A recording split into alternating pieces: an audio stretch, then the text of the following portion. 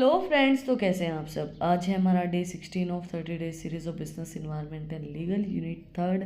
हम आज की वीडियो के अंदर स्टार्ट करेंगे। पिछली जो हमारी वीडियो थी उसके अंदर हमने कंप्लीट किया था फॉरेन ट्रेड पॉलिसी। तो अगर आपने वो वीडियो नहीं देखी है तो जो उसका लिंक है वो डिस्क्रिप्शन के अंदर है, आप लोग जाके चेक कर सकते हैं। आज हम स्टार्ट करेंगे यूनिट थर्ड।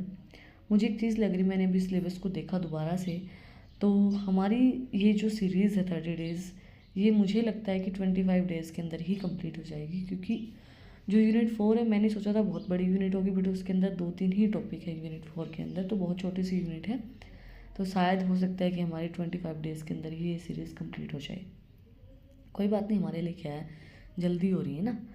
चलो तो हम यूनिट थर्ड को स्टार्ट करते हैं। लीगल इश्यूज़ जो हैं, competition policy and competition act 2022, the consumer protection act 1986 and 2018, environment protection act 1986, right to information act 2005, foreign exchange management act 1999। ये हमारे टॉपिक है जिनको धीरे धीरे हम अपनी वीडियोस के अंदर कवर कर लेंगे।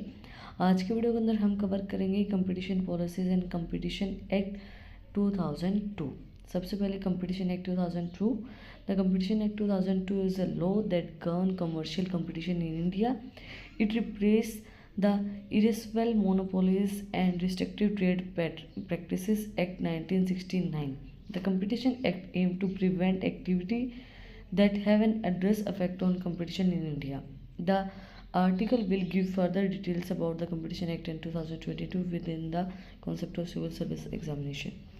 देखो, सिंपल सी चीज़ है। कंपटीशन एक्ट लॉ जो है वो 2002 का, उसके अंदर कमर्शियल कंपटीशन जो है वो लेके आया गया था, गवर्न किया गया था इंडिया के अंदर।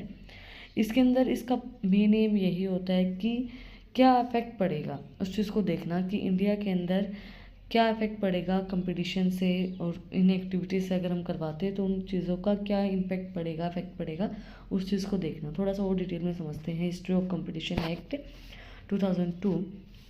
The Monopolies Inquiry Commission was established in 1964 under Justice K.C. Das Gupta as Supreme Court Judge. The objective of commission was to inquire about the effect and extent of monopolistic and destructive trade practices in important sector of the Indian economy. वही चीज़ check करना, main objective इसका यही था कि inquiry करना कि क्या effect पड़ रहा है मोनोपोलिस्टिक और जो भी कंपटीशन हम रख रहे हैं, कंपटीशन में जो लोग हैं उनका क्या इम्पैक्ट पड़ रहा है, उस चीज़ को चेक करना, इंडियन इकोनॉमी के ऊपर उसका क्या इम्पैक्ट पड़ेगा, उन सब चीज़ों के लिए बनाया गया था।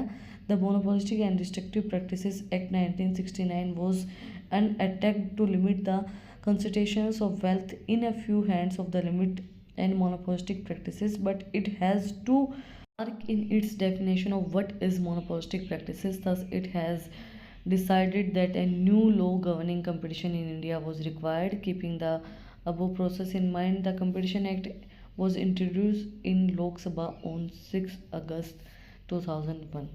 इन सब चीज़ों को देख के कि भाई क्या क्या चीज़ें अफेक्ट कर रही हैं, किस तरीके से कर रही हैं, क्या सब चीज़ें हैं, भाई किस तरीके से हमें डिसाइड करना है क्या हमें करना है, किस तरीके के लॉज हमें बनाने हैं, इंडिया के अंदर क्या ज़रूरत है उन लॉज की, उन सब चीज़ों को देख के लोकसभा के अंदर इसको लेके आया गया था।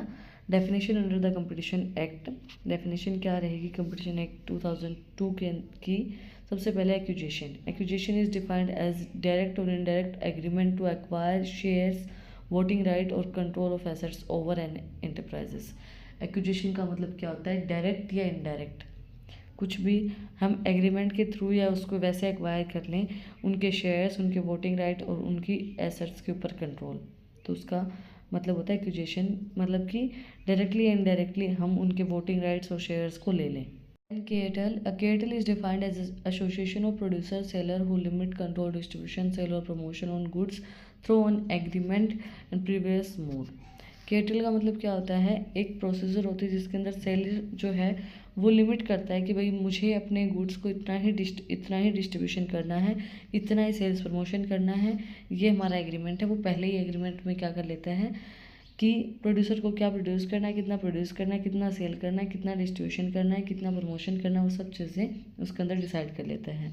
Position, a dominate position meant in position of power held by an enterprises in the related market. It enables the enterprises to function freely and influence the market to its directions. Then dominating position को decide करते हैं enterprises के अंदर related to market से related, और इसके अंदर enable किया जाता है कि मार्केट जो है वो फ्रीली फंक्शन करेगी और इन्फ्लुएंस करेगी मार्केट की डायरेक्शंस को। Predatory pricing is where the price of goods and services is reduced to well below the cost of production in order to eliminate competition. Predatory price वो होता है जिसके अंदर प्राइस है जो गुड्स एंड सर्विसेज का वो रिड्यूस किया जाता है जितनी उनकी कॉस्ट ऑफ प्रोडक्शन उससे कम। मतलब अगर हमें 100 रुपये कॉस्ट ऑफ प्रोडक्शन लगी है, भाई प्रोडक्शन करने में 100 रुपये लगे, तो उससे कम वो प्राइस रखा जाएगा कंपटीशन को एलिमिनेट करने के लिए। ऐसा आप लोगों ने देखा होगा ना कि जैसे आपने देखा होगा अगर 2 स्टॉल साथ में लगी हुई हैं, वेजिटेबल्स की लगा लो, फ्रूट्स की लगा लो, तो फ्रूट्स की स्टॉल में आपको देखेंगे, आप जब जाओगे तो आपको दिखेगा कि अगर एक बंदा 50 रुपए की कोई चीज़ बेच रहा है तो दूसरा बोलेगा 40 की और ऊंची आवाज़ में बोलेगा। तो वो क्या होता है, कंपटीशन को बीट करने के लिए। तो कई बार क्या किया जाता है, कंपटीशन को बीट करने के लिए जो कॉस्ट ऑफ प्रोडक्शन होती है, जितनी कॉस्ट आपने उसके ऊपर लगाई उससे कम में आप उस प्रोडक्ट को सेल करते हो। Rule of reason, the interpretation of activity on the base of business justification, market impact on competition and on the consumer. मतलब कि जो रूल्स हैं बिजनेस के, जस्टिफिकेशन है, मार्केट का क्या इम्पैक्ट पड़ेगा, कंपटीशन का क्या इम्पैक्ट पड़ेगा, कंज्यूमर्स के ऊपर क्या इम्पैक्ट पड़ेगा, वो सब चीज़ें देखना, उन सब चीज़ें एक्टिविटीज़ को देखना। Features of competition act 2002। Silent features क्या हैं? सबसे पहले एंटी एग्रीमेंट्स, एंड इंडिविजुअल और enterprises shall not deal in production, supply और distribution that may causes a negative impact regarding competition in India. Any existence of such agreement is considered illegal. देखो, anti agreement होता है इसके अंदर, जो भी individual है, कोई इंटरप्राइजेज है, डील नहीं करते हैं प्रोडक्शन, सप्लाई या डिस्ट्रीब्यूशन के अंदर, क्योंकि ये नेगेटिव इम्पैक्ट डालते हैं कंपटीशन के ऊपर इंडिया के अंदर। तो इसलिए जो भी एग्जिस्टेंट एग्रीमेंट होता है उसी को इलीगल मान लेते हैं, उसी को कंसिडर कर लेते हैं कि यही लीगल है। वो इन सब चीज़ों के अंदर डील नहीं करते कि भाई प्रोडक्शन कितनी हो रही, सप्लाई कितनी हो रही, किस तरीके से डिस्ट्रीब्यूशन हो रहा है। Abuse of dominant position in any event, an enterprise or an associated individual, it is found in indulge in practice that has unfair or discriminatory in nature, shall be considered an abuse of dominating position. If a party is found to be an abuse of position, then they will be subjected to an investigation from the concerned authority. देखो, कई बार क्या होता है कि लोग अपनी position का फ़ायदा उठा लेते हैं तो अब्यूज़ करते हैं उनसे।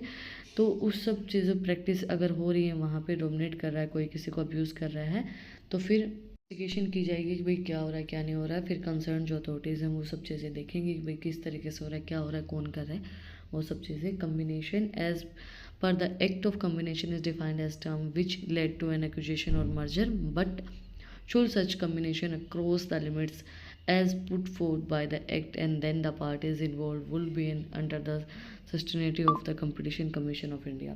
कम्बिनेशन जैसे भाई एक कंपनी दूसरी कंपनी के अंदर मर्ज हो जाती है ना।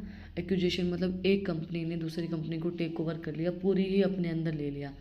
तो वो सब चीज़ें अगर हो रही हैं तो इसके अंदर कम्बिनेशन दिखाया जाता है, भाई दोनों के अंदर कम्बिनेशन हो रहा है, दो पार्टीज़ एक के साथ इन्वॉल्व हो रही हैं, तो फिर ये इसके अंदर आता है कंपटीशन कमीशन अंडर एक्ट के अंदर आता है। कंपटीशन कमीशन ऑफ इंडिया क्या होता है? अब the competition commission of India is an independent body with the power to enter into a contract and should the contract be broken they can sure the parties involve.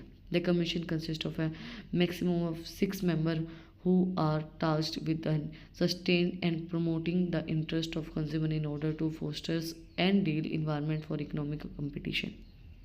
इसके अंदर क्या होता है कि इंडिपेंडेंट बॉडीज जो हैं वो power के अंदर आती है, कॉन्ट्रैक्ट के अंदर आती है, दोनों ही कॉन्ट्रैक्ट के अंदर आती है। और अगर वो दोनों कॉन्ट्रैक्ट को तोड़ती हैं तो वो दोनों ही उसके अंदर इन्वॉल्व होकर तोड़ेंगी। ये नहीं कि एक इंसान तोड़ सकता है, नहीं, दोनों ही मिलके, अगर कॉन्ट्रैक्ट तोड़ रहे हैं तो दोनों ही मिलके तोड़ेंगे।